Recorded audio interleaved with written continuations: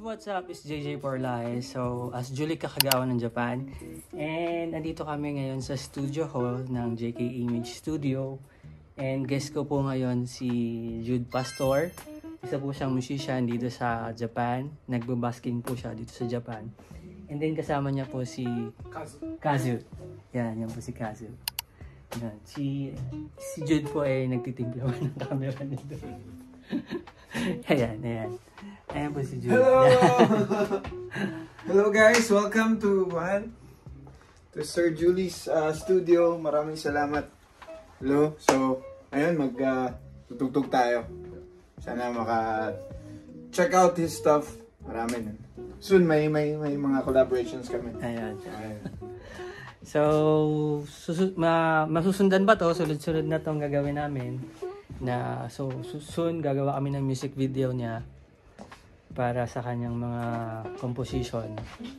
Marami ka ng composition pala pare?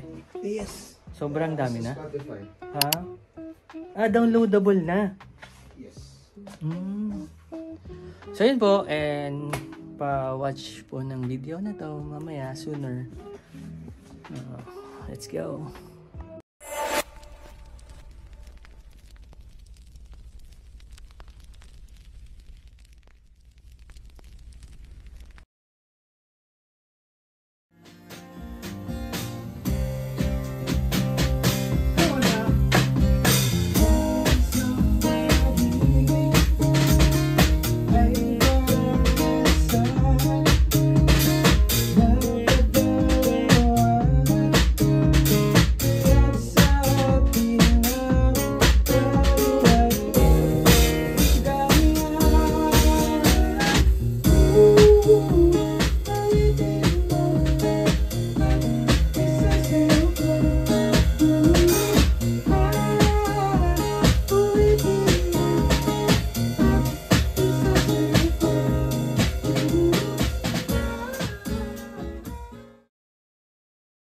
Alright, so, hello, we're back. Woo! Maraming salamat sa lahat ng mga pumunta. Ayan. May audience dito. Oo, invite tayo ng mga Japanese ba? Yung mga Pinoy nandito. So, ito na kanta to from Oasis. Gusto ko din to. I'd like to sing this one. Alright, so this next song, maraming salamat sa paghintay. Itong kanta na to is from Oasis. Gusto ko talaga yung banda. Alam mo to? It's called Wonderwall. Jam lang namin to. We'll try our best to sing this one perfectly. Pero jam lang. So, di ako sure kung how it goes, but let's try. I hope you like this, guys. Sabihin mo, let's jam. Jam tayo. 1, 2, 3, here we go.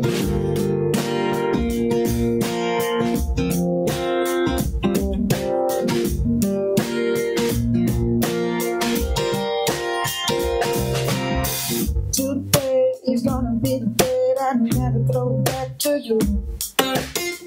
By now, should somewhere realize what not to do.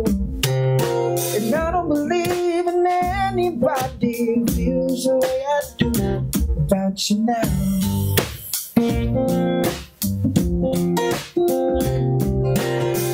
Backbeat, the weather's on the street, that the fire in your heart is out.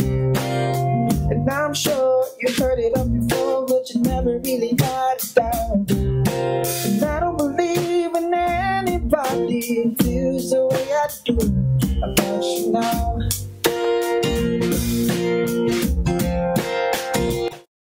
Si Sir Jude Pastor, Yes, sir. ano ang pinakang favorite na singer, and then kung ano yung kanta na ano mo talaga sa kanya? Favorite singer. So you mean like sino yung pinaka-idol ko? Pinaka-idol. Favorite singer. Actually marami. Pero may isa talagang tao na nilook up ko. So, kilala mo si John Mayer. So, John Mayer, siya talaga yung number 1. Actually, may tattoo ako eh. Similar kami ng tattoo, guys.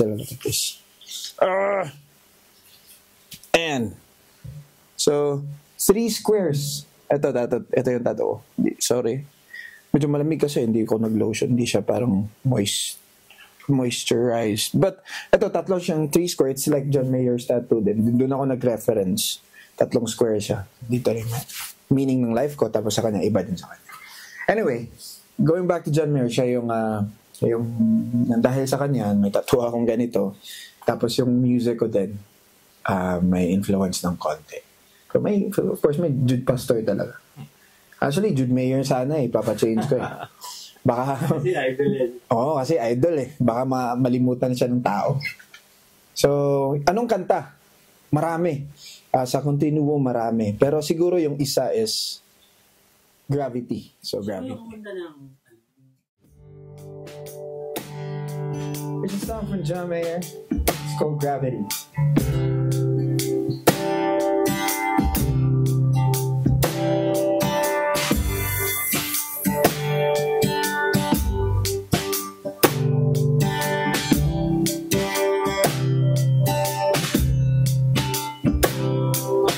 Gravity,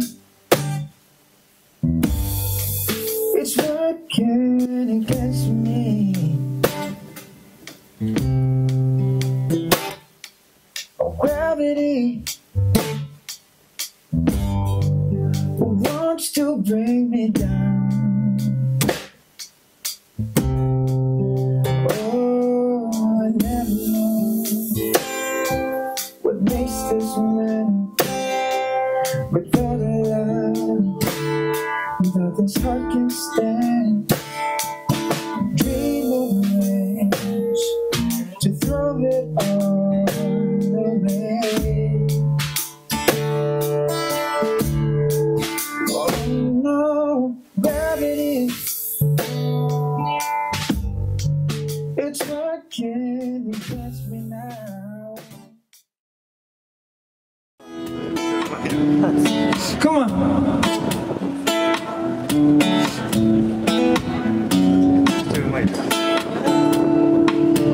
You are my fire, the one of desire. Believe when I say I want it that way. Away. Our two worlds apart, can't reach your heart when you say I want it that way.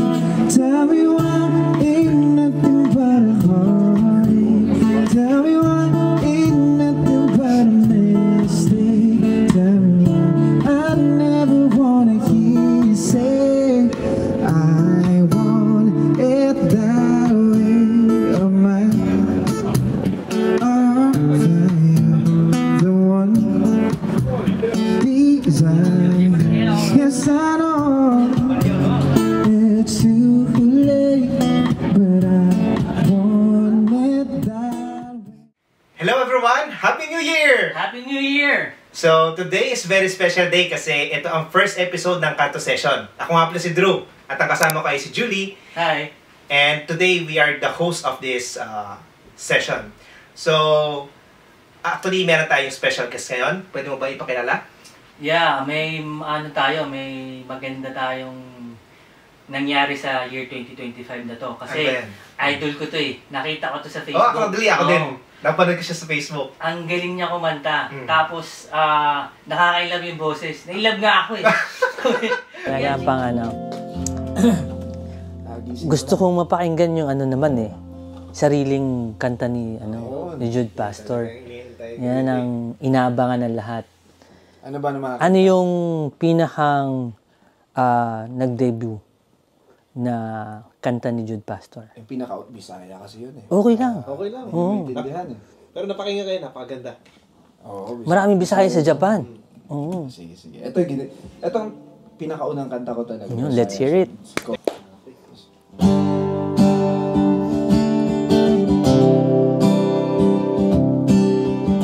It's a song called Ibuhat Ko Ang Tayan. Para sa mga Bisaya nan. Kahinumdum pabaka niya to mo sa unang nagila-ilata.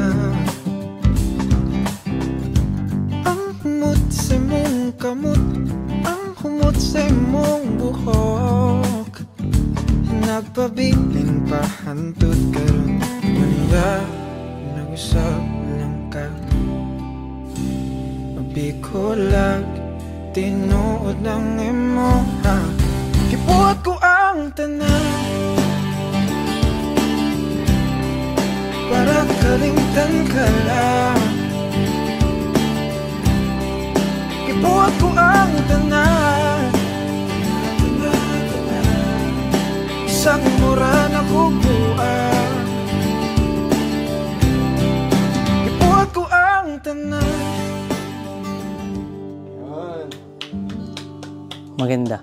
Okay lang ba? Hindi ko naintindihan. Hindi lang. Gagawin ng translation naman. Pero ang gandang pakinggan. Ang gandang pakinggan. Salamat, No. Doon mo talaga malalaman na kahit hindi mo Hindi mo naintindihan. Kasi ramdam mo eh. Ganda. Ano ba yan? Nanakit ba yan? Or sinaktan? Sinaktan. Parang na kwento? sinasabi na ginawa ko na lahat para malimutan ka. Kahit nagmumukha na akong baliw. Para lang makalimut. Nakalimutan ba naman? Siguro. Diba? Yan tanong. Feeling ko masaya si Jude Pastor. Yes, I'm really happy. Masaya. Yeah. And then, yung title ng kanta na to is called Pagtagpo. It means na, yung meaning ng kanta is, kung magkatagpo man tayo, parang pipilitin kong maging masaya. Diba? Parang ganun. So, actually, very, understandable sa lyrics ng.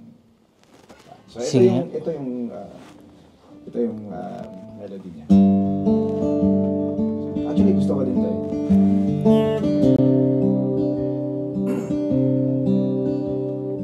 Minsan,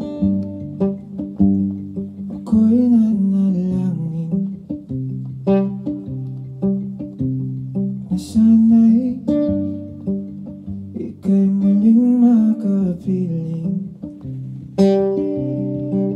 sa panaginip,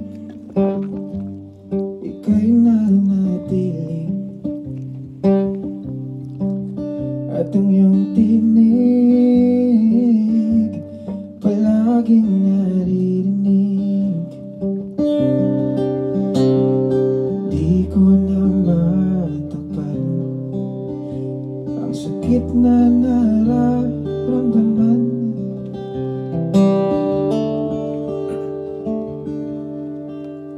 Kung makatagpo man tayo, pipilitin ko di lumuha. Gusto ko nang maging masaya. Maalala mo lang sana ang pangako mo, sinta. Ako'y lumaban na kahit na wala ka nang nararamdaman. Ako'y lumaban kahit nasasaktan.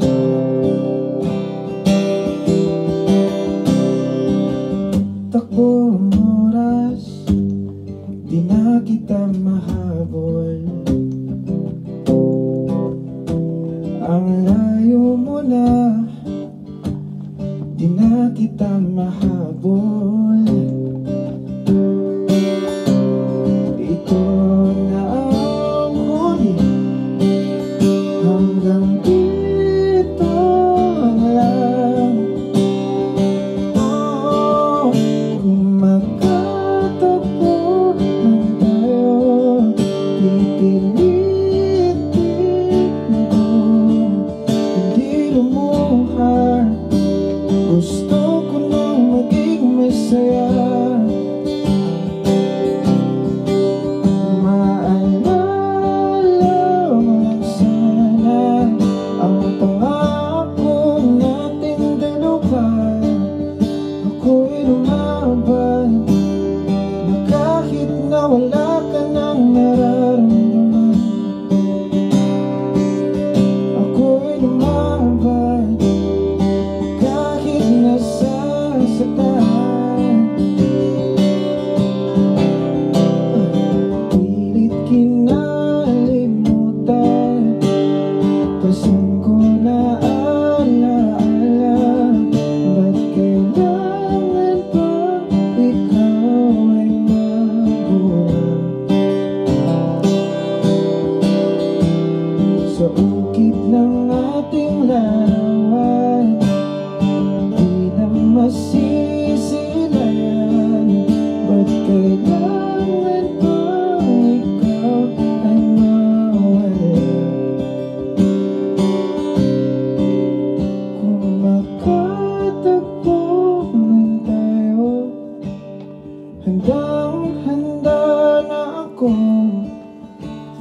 kita, puso ko'y wala na ikaw. Ang sakit naman yan. Yeah. Napakagandang kanta. Kaso masakit. Sakit siya. Ang feeling Ano yan? Kwento din ni Jude Pastor ba yan? Yes, yes. Isa sa mga experiences. Experience mo sa love. Feeling na feeling na pinaglalaban mo kahit wala na siyang nararamdaman. Mas napakasakit na, di ba? Ayaw na, pero gusto mo Wala pa. siyang nararamdaman, tapos yung pinaglalaban mo pa kahit nasasaktan ka. So, wala na talaga, no? Parang sira ka na talaga. Mukhang nakaka-relate ka talaga. Oo eh. Oo. Hindi, masaya ako ngayon. Masaya. Ayoko ng mga ganyan kanta. Ano. Masaya ako, masaya. Kuha na tayo. Hindi. Pero maganda. Pero alam mo yung kahit hindi nangyari sa'yo, parang mapipicture mo siya na yung mga bagay-bagay. Tapos matututo ka. Diba? Sa mga Yes, bagay. yes. Dahil sa kanta, natututo tayo eh. Diba? Sa mga experiences. Kaya yun.